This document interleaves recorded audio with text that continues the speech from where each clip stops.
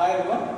So now we are going to talk about first one, applications of capacitors. Applications of capacitors. So there are 4 applications. It is given in textbook itself. So I'll explain one by one. It's very easy to remember. You can just remember those names. Okay, just remember those names and then you will get it. Okay. So first one, flash capacitor. What is a flash capacitor? We all know that what is like digital camera, right? In digital camera there will be like a flash thing. Even in our phone there is flash, right? So this flash is actually is produced by a capacitor, which is known as flash capacitor. Okay, so that is the first application. Second application, hard defibrillator.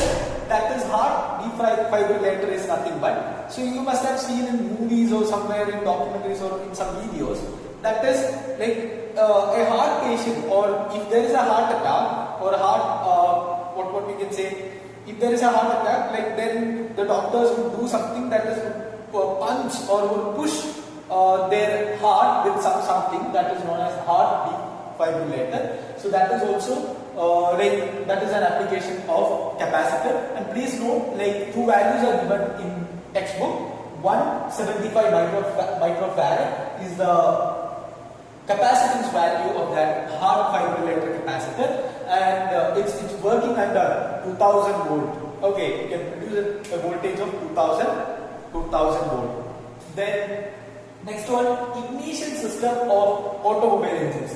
In automobile engines, you all know that like, there is some ignition system, that is in most of the 2-stroke or 4-stroke engine, ignition system is there. So in there also we use capacitors.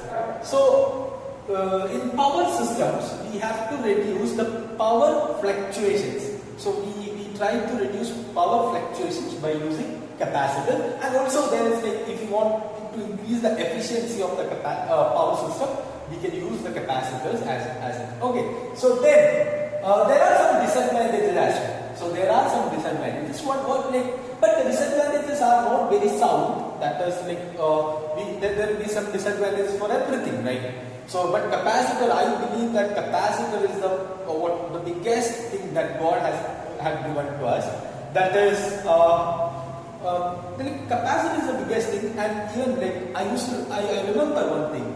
My teacher used to say, that is, if one day some god or goddess came and then he comes and asks us like what you want exactly, then my teacher used to say that like he wants to get one capacitor with infinite capacitance, the capacity which is infinite capacitance. So you just remember about that. So if there is a capacitance which has infinite capacitance, then we can store the charges. We can store all the charges. We know that in the atmosphere charges are available, right?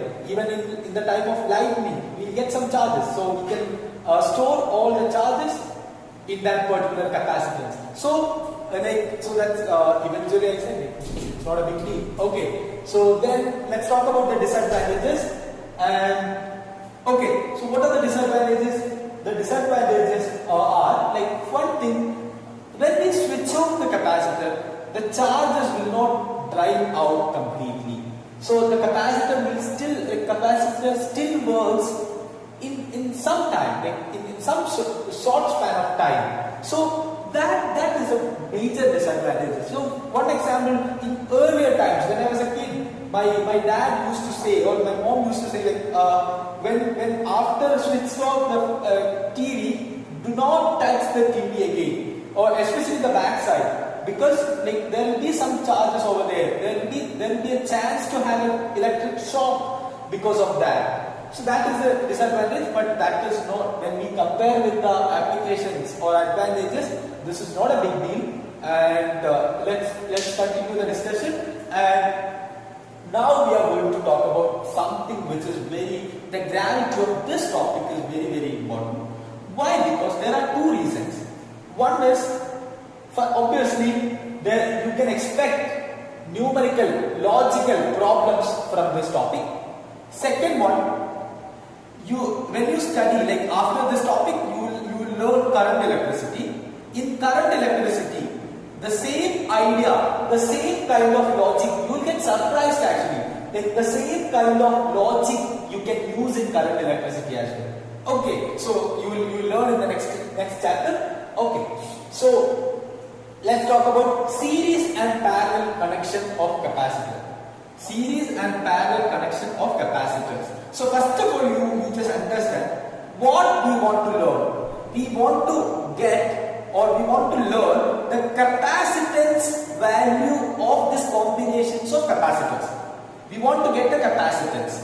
So in series and parallel combination of capacitors, we want to find out the capacitance. What will be the effective or net or total value of capacitance? Okay, so let's talk about that.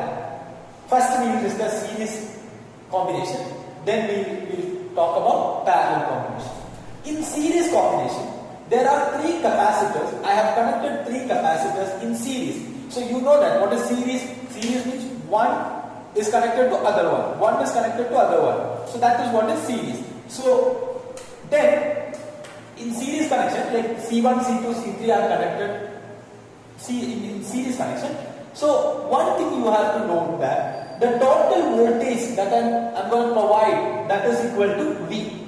Okay, so this is what is the total voltage. And obviously in series connection, that we all know that, like you might have studied in class 9 the resistor series parallel combination, where you must have studied that in series connection the voltage will divide, or the voltage will divide into V1, V2 and V3. And what about charge? For example, you can think about the resistance series connection. What about the current in resistance series connection? It will not divide. Current will be always same. So charge is same, voltage is different. Similar way, current is same, voltage is different. So I can say that charge same in series, and then what about voltage? Voltage different. Okay, so again I can say that V1, V2 and V3. But what about the net voltage or total voltage? That is V. Okay, so we can say that, so we all know that there is no energy, there is no energy wastage here. So total voltage will be V1 plus V2 plus V3. So V is equal to V1 plus V2 plus V3. So if someone is asking you, like what is the, how can you justify this? You can say that energy conservation, because energy, you cannot waste any energy here. There will not be any chance to have a wastage of energy. Okay. So V is equal to Q by C1. Again, why Q by C1? Because we know V is equal to Q by C. Okay, V is equal to Q by C from the basic equation. So V is equal to Q by C1 plus Q by C2 plus Q by C3. So why Q? Because Q charge will not divide. Charge will be same. Again, so what is V? V is nothing but Q by C. So I for the convenience, like I would like to give CS. What is CS? CS means capacitance value in series. Okay, Q by CS is equal to Q by C1 plus Q by C2 plus Q by C3. So all the Q's you can cancel each other. So in LHS and RHS, Q common. So cut all the Q's.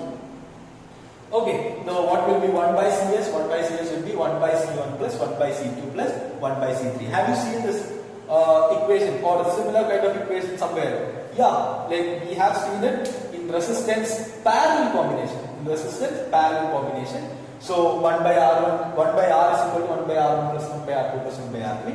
So the same idea you can use it. So you will get surprised when you learn current electricity. So the same idea, same logic you can use over there. Okay. So again, if here three capacitors are there. So if n number of capacitors are there, then 1 by CS will be 1 by C1 plus 1 by C2 plus 1 by C3, etc. till 1 by Cn. Again, I can say that if all the values of capacitors, here C1, C2, C3, instead of different values, suppose all of them are C, then what will be the value? 1 by CS will be equal to 1 by C1 plus 1 by C plus 1 by C up to n. Okay, so this will be n by C.